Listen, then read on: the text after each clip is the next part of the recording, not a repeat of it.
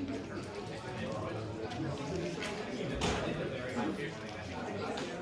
right, let's get started for today. It's a reminder, your exams, first exams coming up this Wednesday. Remember, the exam is an evening exam, right? It's 8:30 to 8 o'clock to 9:30. It's going to be in this room. Okay, you can bring your model kit, you can bring a pencil. I'll supply you with scratch paper on a periodic table. You should have nothing else. Bring your books. If you bring your books or your book bag, just stick them along the outside of the wall here, because I'll probably be answering questions and have to navigate the aisles, so having those blocked with book bags is kind of a pain in the ass. So just either don't bring them, or if you do bring them, just keep them away from the aisles. All right, so today what we're going to be doing, we're going to be hitting up chapter 4, diving in pretty deeply. Chapter 4 deals with conformation and strain. And really what we're going to be doing is looking at how the electrons within a molecule interact with each other whenever those molecules adopt different conformations. Okay, whenever they twist around sigma bonds. Right? And the interaction, the differing interactions of those electrons within the molecule, that's what's going to cause strain. Okay? So before we get into strain, I do want to go over a couple of concepts that you're going to need to know. The first is going to be antibonding orbitals. Antibonding molecular orbitals. So if I have the molecule ethane,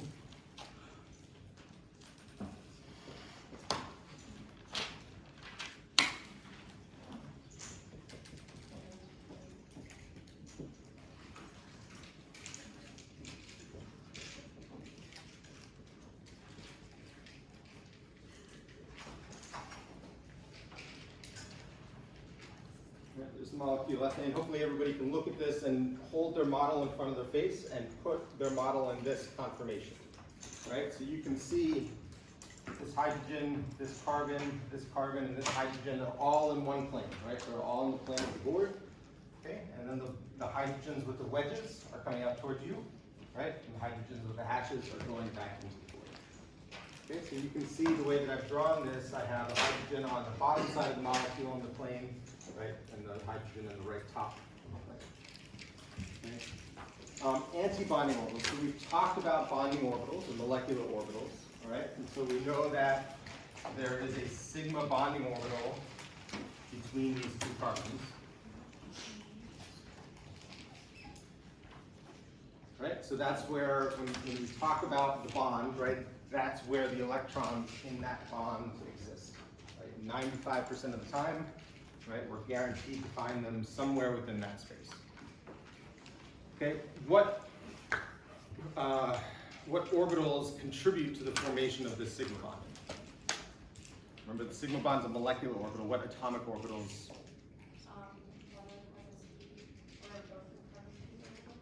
Not the p orbitals. Think about hybridization, yeah? Not sp. What's the hybridization of the carbons in this molecule? Yeah? sp3, right? So this is sp3 hybridized, that's sp3 hybridized, so we have an sp3 orbital on this carbon overlapping, right? sp3 with the sp3 orbital on this carbon, right? The overlap of those two sp3 orbitals, right, the head-on overlap, that's what causes the formation of the sigma bond. But remember, whenever we overlap orbitals, atomic orbitals, the number of atomic orbitals that contribute to the number of molecular orbitals that we get out, right? So we get out of this molecule a sigma bonding orbital.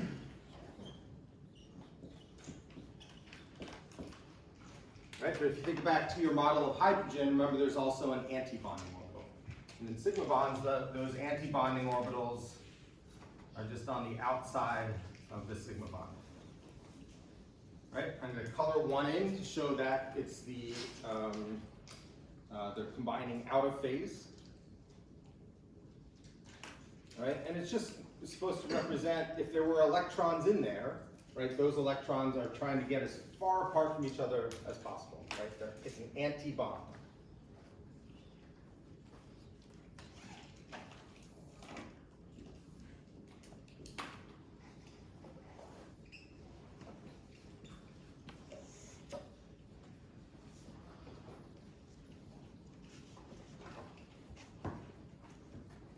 Okay, right now there are no electrons in the antibonding orbital, right? But if we added an electron to that system, to that orbital, that's where it would go. We'd either go onto this atom or onto that atom.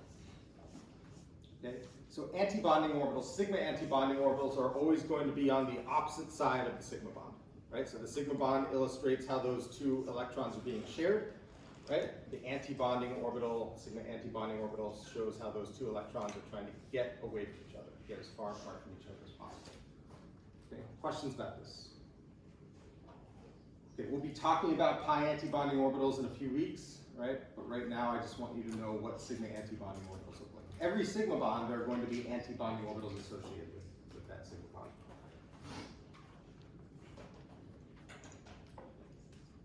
All right, and then also going to go over how we're going to represent a lot of the molecules that we're investigating in this chapter.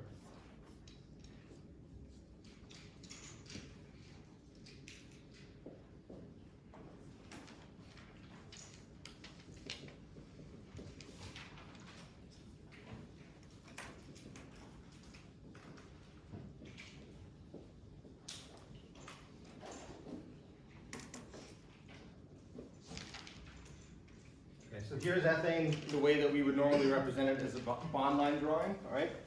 You can see this drawing provides a little bit of information about the orientation or the conformation of the molecule, right? So when I'm talking about conformation, I'm only talking about the ability of a molecule to twist around its sigma bonds, right, and adopt a different shape. Okay, so I can take this,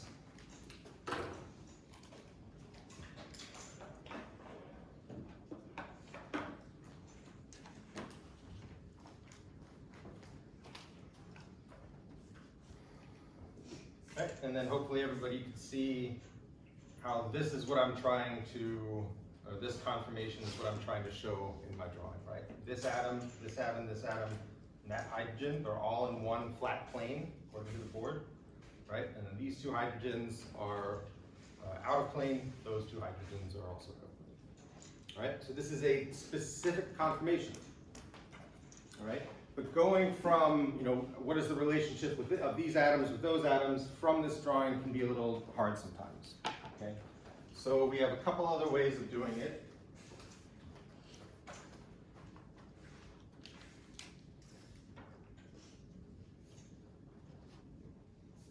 Right, so if we're representing conformation, sometimes it's a lot more convenient rather than to look at a molecule on its side.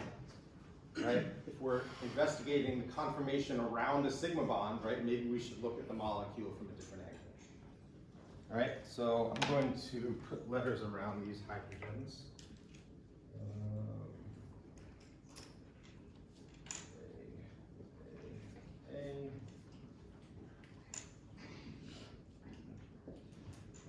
Okay, so you can see the hydrogens that are on the carbon closest to the eyeball, those are all HA, right? And the hydrogens on the carbon farthest from the eyeball, or to the right, those are all HB. Okay, and so if I'm looking at the molecule from that direction, right, should give me a pretty good view of how these substituents on this carbon are interacting with the other substituents on the other carbon. All right, and I can draw this.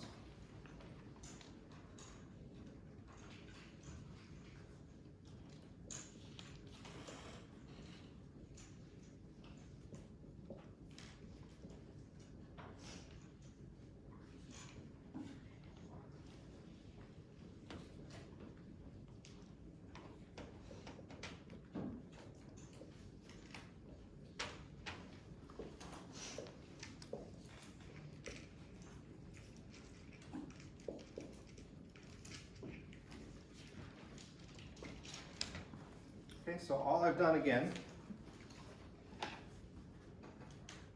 right, is I've taken the molecule as it's drawn on the board, right, and all I've done is twist it out toward you, right, and then you're drawing what you see based upon that view of the molecule. And it's called a Newman projection. A couple of things about the Newman projection that's important to point out.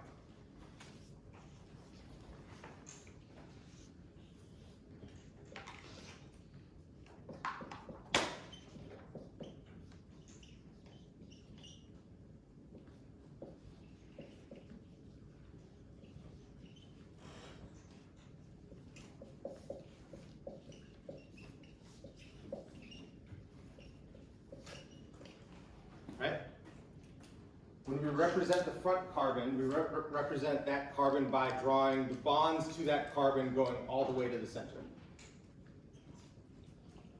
Right, so you can see the bonds from the 3 hydrogens marked HA, right? Those extend all the way to the center and meet up in the very center.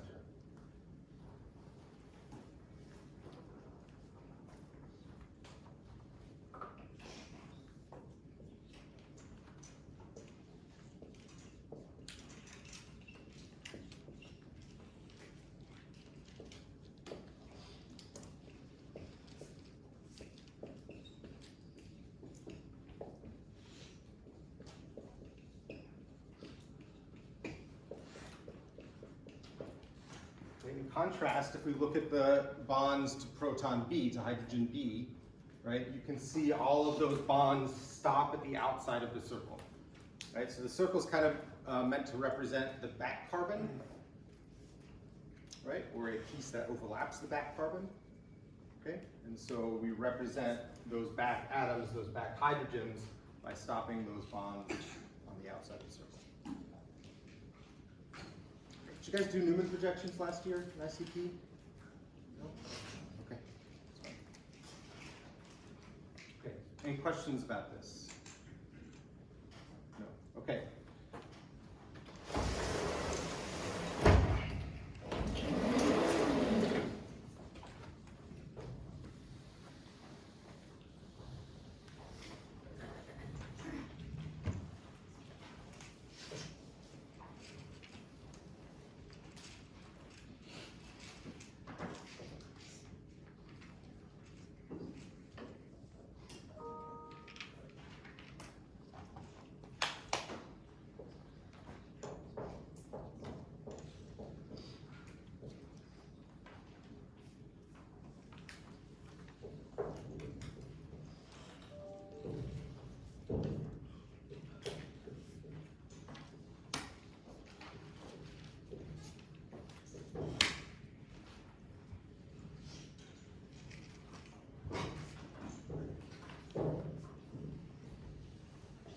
Okay, so what we're going to do is we're going to take a look at this really simple molecule of ethane. Right? We're going to show how it adopts different conformations around that central sigma bond, and we're going to try to understand why the energy, or why those conformers, why those different conformations might have different potential energy. Okay, so we're going to be talking in this chapter about strain. There are going to be 3 elements of strain that we're going to be discussing in this chapter. First is called torsional strain.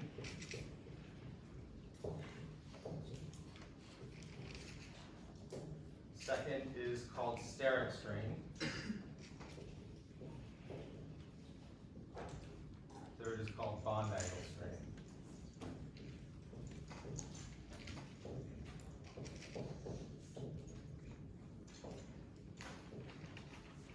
Sometimes it's referred to as ring strain. Okay, these are exclusive of one another, right? That means that a molecule can be high in energy due to torsional strain and steric strain, right? And bond angle strain. Okay, so it's not an either or, right? All 3 of these can contribute to the overall energy of a molecule, right? First one we're going to be looking at is torsional strain.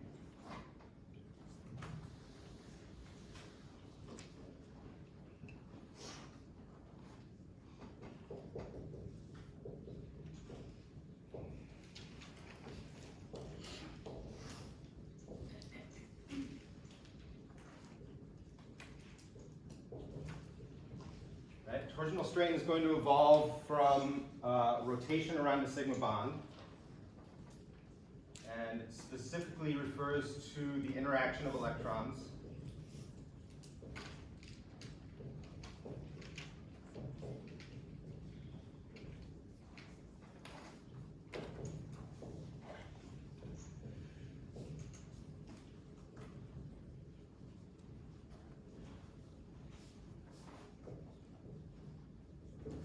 Right, separated by one bond.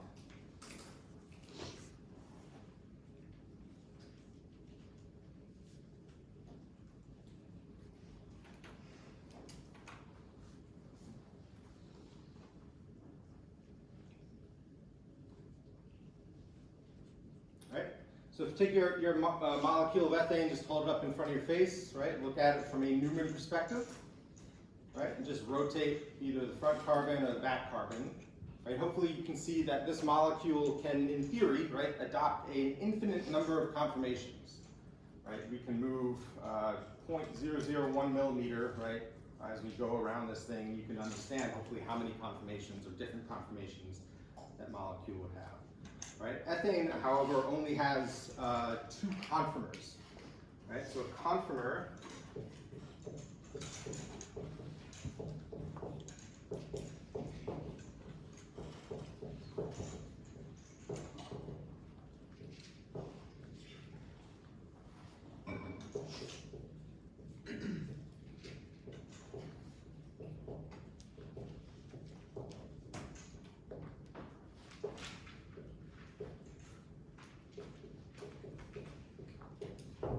right? The conformer represents either a high or low energy conformation, right? Either being a local energy high or global energy high, right? We'll get into local or global, what that means later on when we see more complex systems. Okay, so only 2 conformers exist of ethane. What do those conformers look like? Yeah. Would the one have the hydrogens like in a line together and the other one would be offset in a way that there's 2 coming down, 1 up on one side and then 2 up and down on the other side? Excellent. So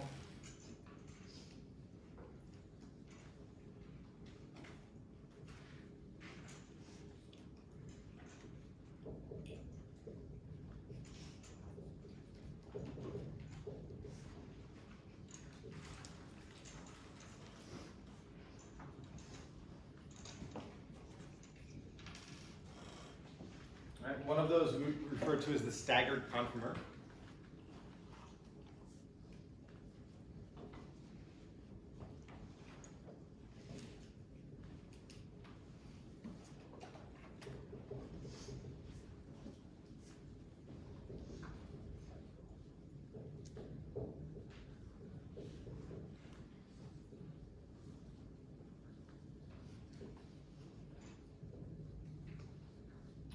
And then the other we would refer to as the eclipsed conformer. Right, you'll notice in the eclipsed conformer, right, we have to, you can't really represent that 100% accurately, right? Because we wouldn't be able to draw one set of hydrogens if we did that, right? So when I draw eclipsed conformers, what I'm doing is I'm just drawing the back bonds a little bit offset from the front bonds. Right? And you can see, hopefully you can notice, right, all of the back bonds are clockwise relative to the front bonds. Right? And I try to be consistent with that. You should try to be consistent with that too. All right, just make sure, so what I will often see when people do eclipse conformers,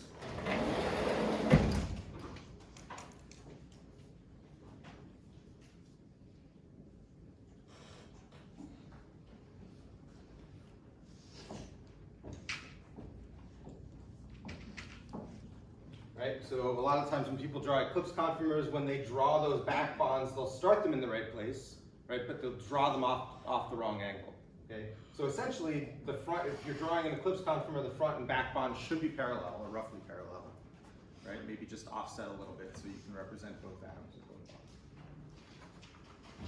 bonds.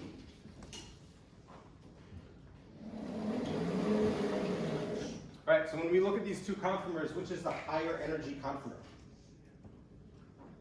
The eclipsed one? Why?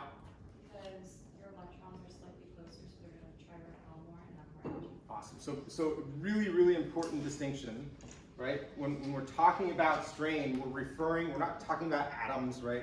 Atoms in relationship to one another. We're talking about electrons, right? All of the energy in molecules is tied up in its electrons. Right? What are those electrons doing? Are they interacting with something outside? Right? In this case, are they interacting with something inside? Right? So if we investigate these 2 conformers, hopefully you can see, right? This is where the sigma bonding electrons are, right? On one atom, coming off of one carbon. This is where the sigma bonding electrons are coming off of the other atom.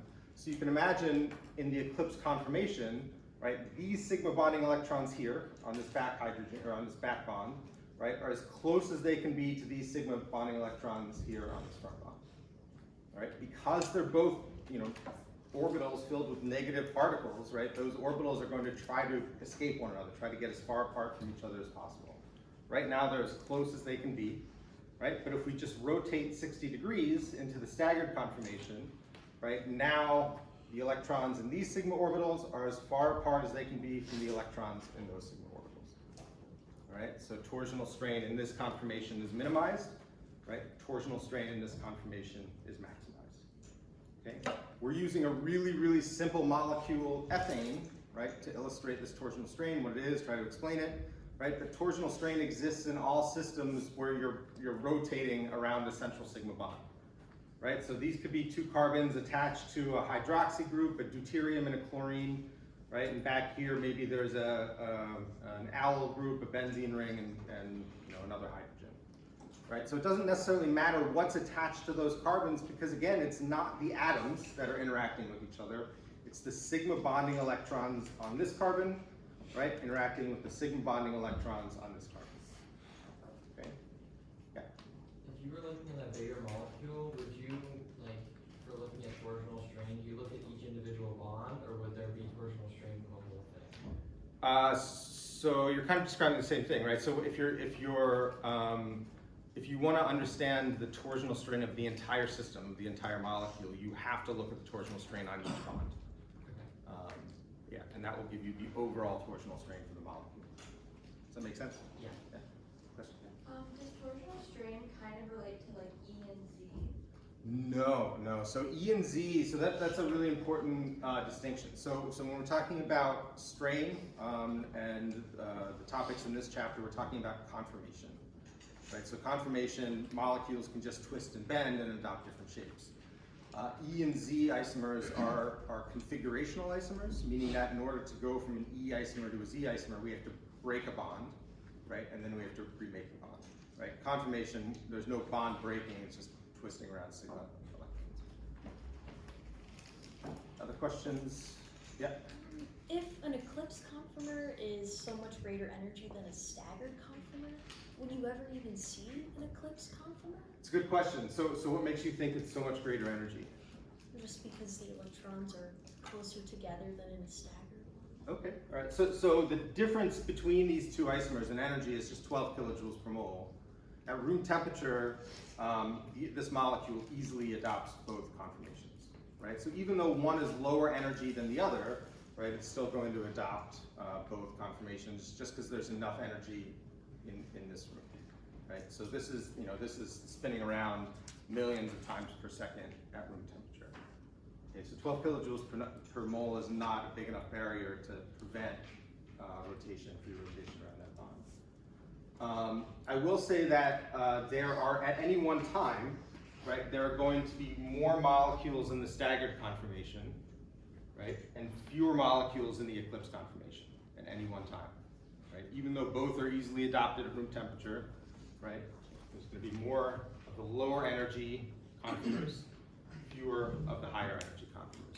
And you can think of this kind of like a chemical equilibrium, right, or a reaction equilibrium, right?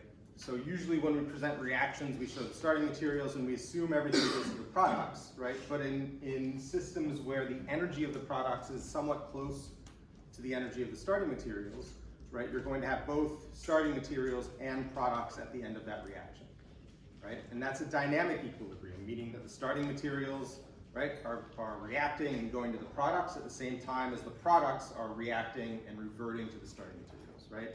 The ratio is going to remain constant, but the individual molecules are going to be going back and forth. Same thing here, right? The ratio of the lower energy isomer, the higher energy isomer is always going to be constant, right? But you can imagine that these two, or the individual molecules, are constantly in motion, going back and forth between the two conformations. Yeah. Questions about that?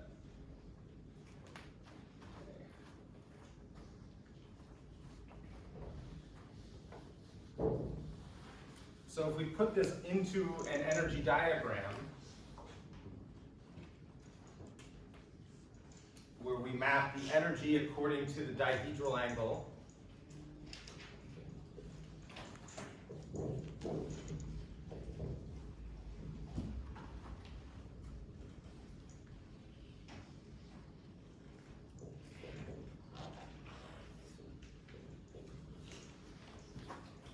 right? A 0 degree dihedral angle. So when we're talking about a dihedral angle, we're talking about the angle between a substituent on the front carbon and the substituent on the back carbon. Right? So let's see here.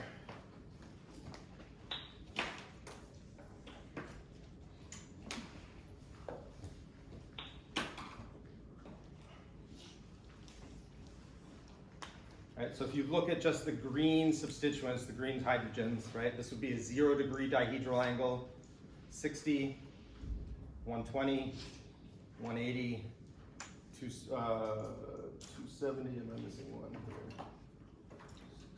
Yep, this one here.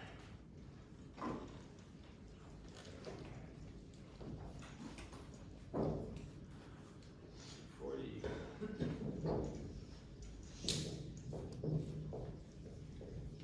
360. Okay. Yeah, 180, 240, 300, and 360.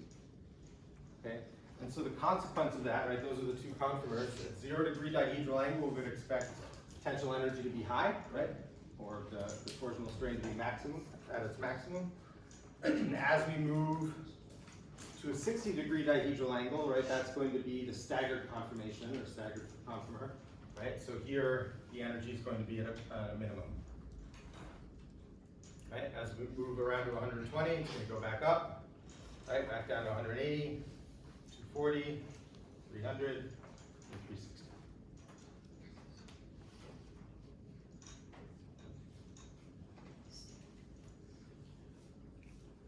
All right, so all we're doing is just mapping the energy change as we rotate around that central sigma bond in ethane. Questions?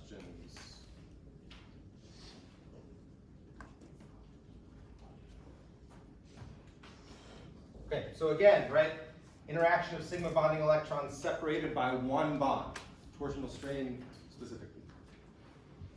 All right, go ahead and make your model of butane.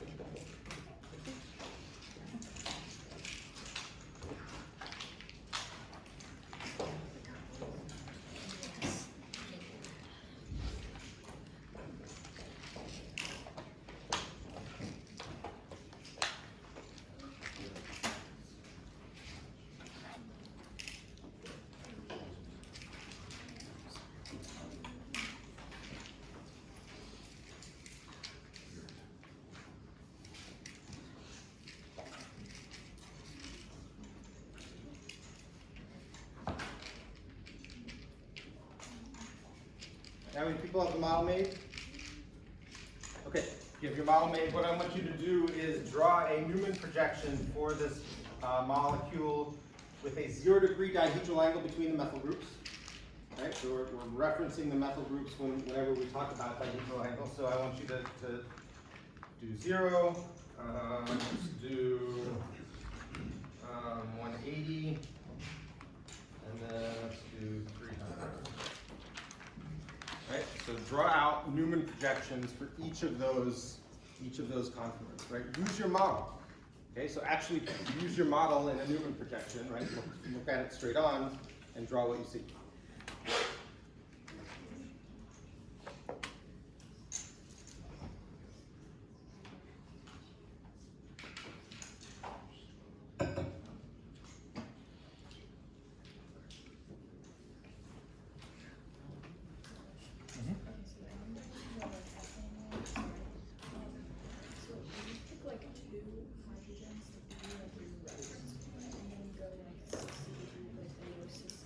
Yeah. Okay.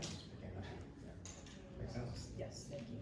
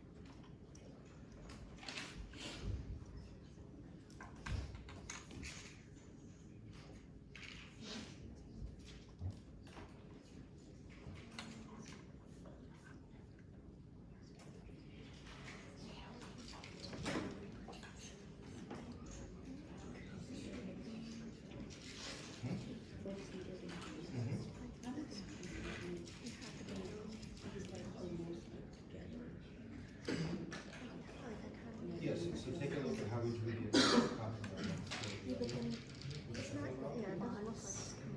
It's not going to be much different, we're just changing it.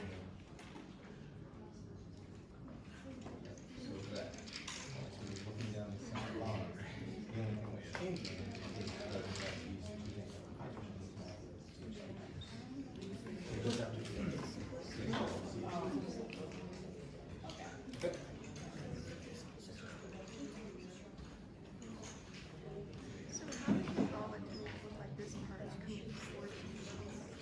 So just draw it like a Newman projection.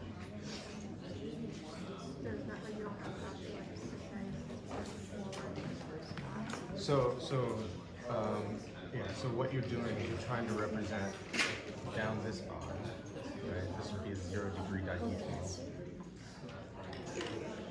Okay, does that make sense? And draw the Newman projection based on this.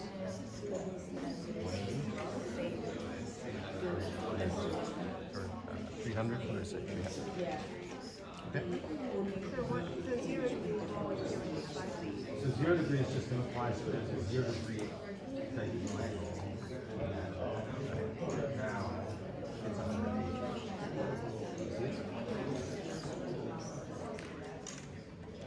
You got it? Nope.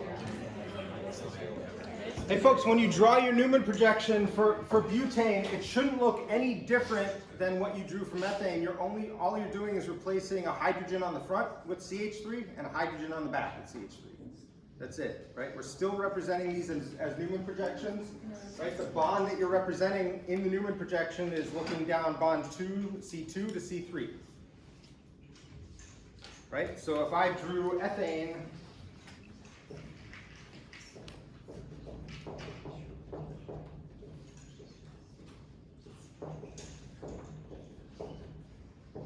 if I drew ethane like that, right, I would take a hydrogen on the back, a hydrogen on the front, right, and just replace those with methyl groups. Okay, and that would be the 60-degree dihedral conformer, right, because there's a 60-degree angle between the methyl group on the front and the methyl group on the back. Questions? All on the same page now?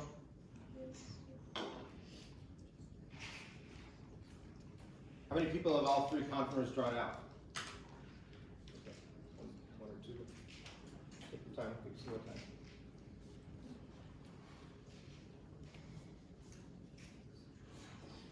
Right, as you're drawing Newman projections, if you want to, play with the molecules. See, we use these models to get a better understanding of how constituents within them are going to be interacting.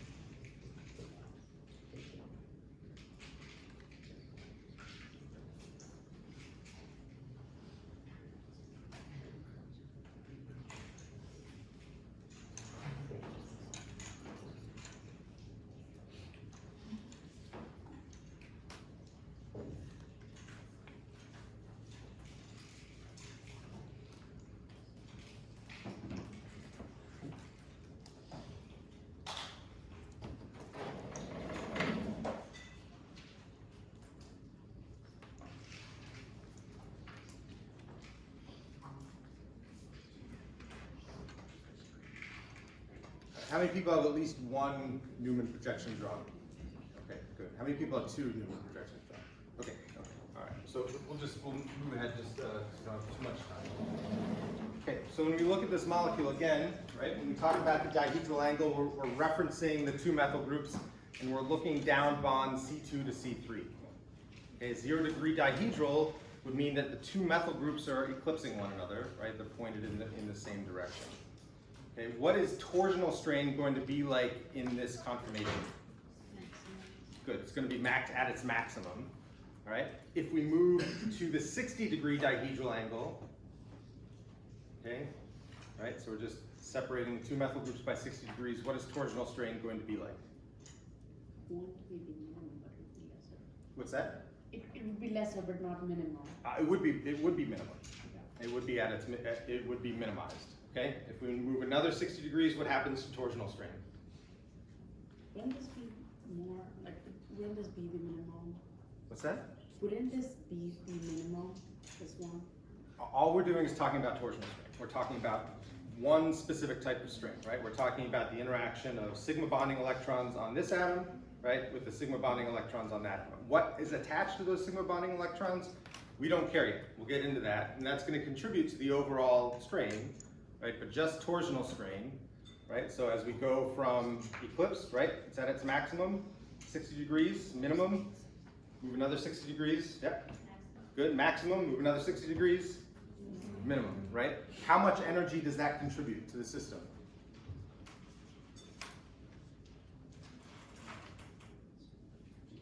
Yeah.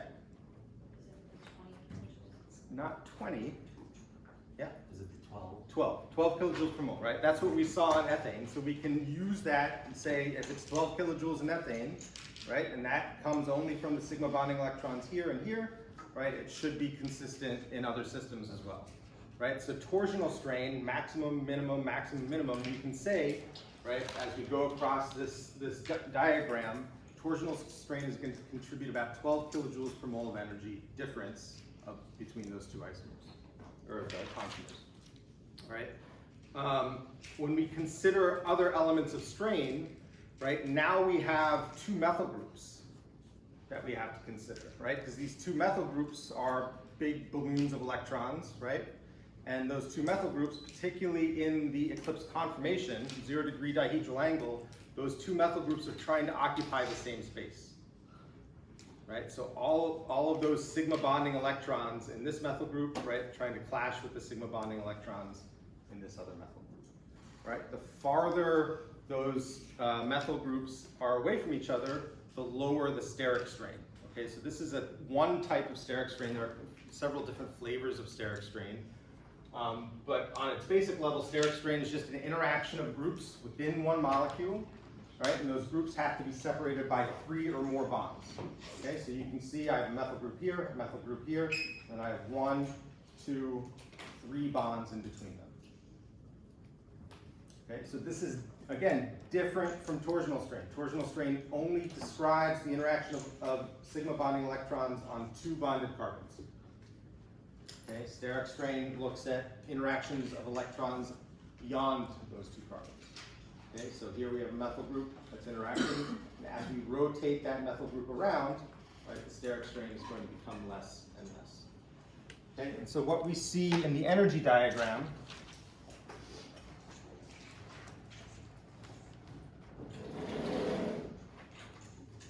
we'll start up really high.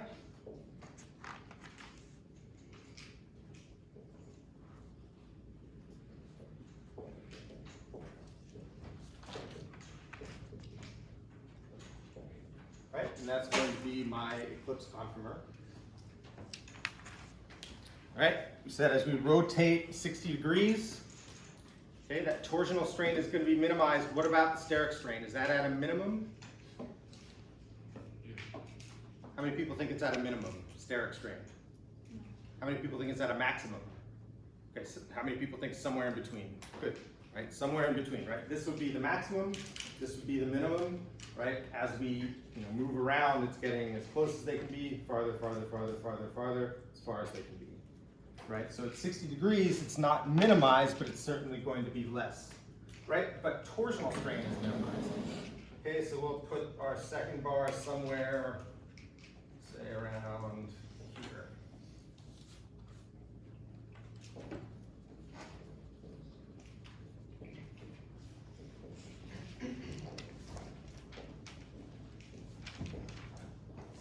Okay.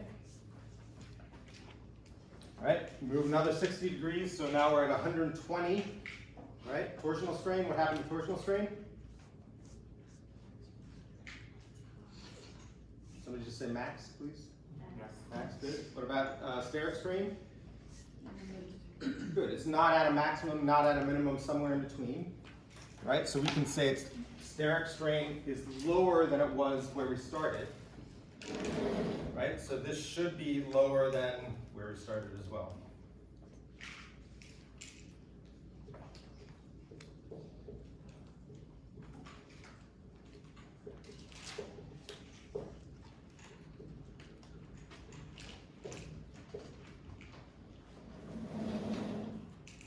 All right, then move around to 180 degrees. Torsional strain is minimized. What about steric strain? Minimized, right? So this is going to be the lowest energy conformer of butane.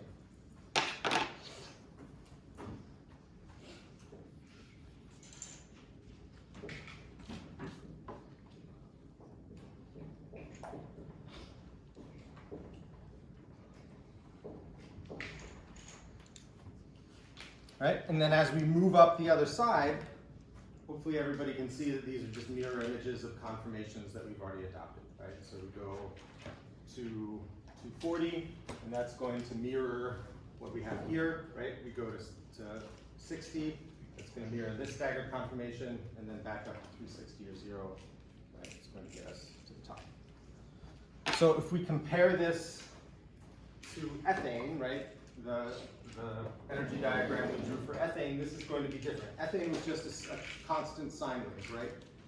Either torsional strain is maximized or is at a minimum, right? Here we have another element of strain that plays a role, right? So we're going to see that same similar trend, right, that we saw in butane, or sorry, in ethane, but because we have steric strain now, right, it's not going to be a stable sine wave.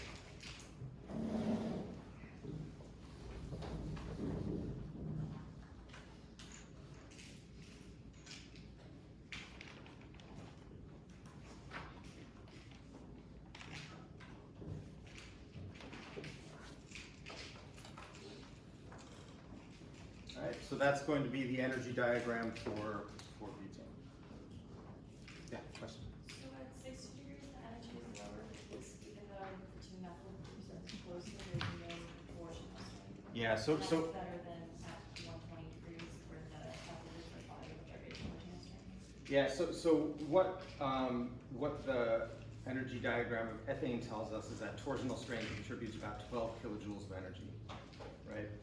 And we know experimentally that the difference in conformers here is 20 kilojoules per mole, right? So it's saying that the methyl groups play a role, right? But in this system anyway, torsional strain is going to be the largest contributor. That's not always going to be the case, right? If these were bigger groups, right, then steric strain would probably play a bigger role, but with just methyl groups. All right, questions? Okay, so just remember tomorrow night is going to be the last workshop before the exam. It's going to be in this room from 8 to 10. That's all. We have class on Wednesday. We have class on Wednesday. You'll have class Wednesday, yeah? And can I take a picture of that for now?